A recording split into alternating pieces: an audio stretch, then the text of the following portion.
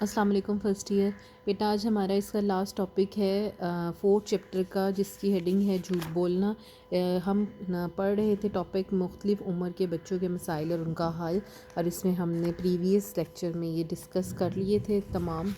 Points. Last point ہے اس کا جھوٹ بولنا۔ بہت سے بچوں میں جو ہے وہ عادت ہوتی ہے جھوٹ بولنے کی، تو سب سے پہلے تو ضروری ہے کہ اس کی وجہ جاننا کہ بچہ جھوٹ کا سہارا ہے وہ کیوں لے رہا ہے۔ آیا وہ مارس یا ڈر مار کا یا ڈانٹ کا جو ڈر ہوتا ہے اس سے بچنے کے لیے سہارا لے رہا ہے جھوٹ بولنے کا، یا پھر والدین کی توجہ حاصل کرنے کے لیے؟ اگر تو وہ مار اور ڈانٹ کے خوف سے یہ جھوٹ بول رہا ہے، تو اس کے لیے ضروری ہے کہ بچے کو اس چیز کا یقین دلایا جائے کہ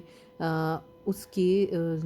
جو بھی تحفظ ہے وہ اس کو دیا جائے گا، اور سچ بولنے پر اسے جسمانی سزا نہیں دی جائے گی یا ڈانٹ ٹپٹ نہیں کی جائے گی اگر بچہ سچ بولے گا۔ اور اگر تو وہ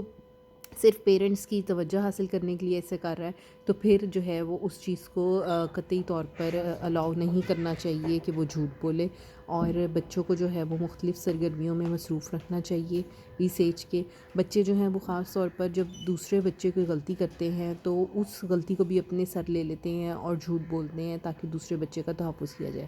تو ان تمام چیزوں سے بچے کو رہنمائی اس کی کرنی چاہیے کہ یہ غلط ہے، اور اس طرح کی سچویشن میں انہیں جھوٹ بولنے کے نقصان اور سچ بولنے کے فوائد بتانے چاہیے، کیونکہ جو بچپن میں بچوں کو عادت پڑ جاتی ہے وہی عادت جو ہے وہ پختہ ہوتی ہے۔ اگر شروع سے ہی بچوں میں جھوٹ بولنے کی عادت ہو تو بڑے ہو کر اسے ختم کرنا بہت مشکل ہوتا ہے۔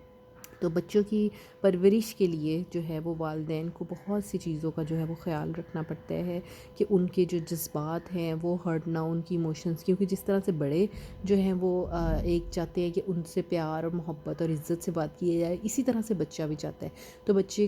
کی تمام ضروریات کو پورا کرنا، اسے تحفظ فراہم کرنا، اسے پیار کرنا، یہ تمام وہ چیزیں ہیں یا آپ کہہ لیں ذمہ داریاں ہیں جو کہ والدین کے لیے ضروری ہیں کہ وہ ان کی پوری کریں۔ اور اسی طرح سے بچوں کو بھی یہ چاہیے کہ وہ اپنے والدین کی عزت کریں، جس طرح کہ اگر ہم دیکھیں جو ہماری نوجوان نسل ہے، ہر معاشرے کی، اس سے یہ توقع کی جاتی ہے کہ وہ بڑوں کے جو ہے وہ عزت کریں گے، ان کے ساتھ چھوٹوں کے ساتھ شفقت سے پیش آئیں گے، اور اپنے تمام جو وہ ہیں ذمہ داریوں سے اچھے طریقے سے پورا کریں گے۔ ہاں جی، تو والدین کا احترام کرنا، ان کی عزت سے ان کے ساتھ پیش آنا، پڑوسیوں کا خیال رکھنا، ہر ایک کے ساتھ اچھے طریقے سے پیش آنا، انصاف سے کام لینا، اور اپنے اندر صبر و ضبط پیدا کرنا، یہ بہت ضروری ہے۔ اور اگر ہمارے جو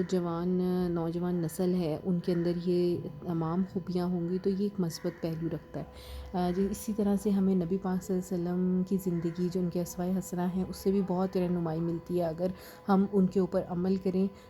تو ہم بہترین زندگی گزار سکتے ہیں اپنے روزمرہ کے معاملات میں، اور اپنی فرائض کی ادائیگی میں قرآن پاک کی احکامات کی روشنی میں ہمارے لیے ایک بہترین آپ کہہ لیں نمونہ ہے۔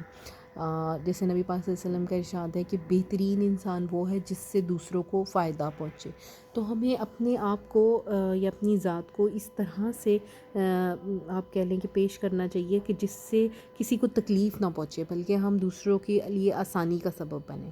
تو یہ بیٹا وہ پوائنٹ تھے کہ کس طریقے سے بچوں کی تربیت کرنی چاہیے، ان کے جو پرابلمز ہیں ان کو کس طریقے سے دیکھنا چاہیے، اور ان کے لیے ان کے حل کے لیے ضروری ہے کہ اس پرابلم کی جو وجہ ہے اس تک پہنچا جائے۔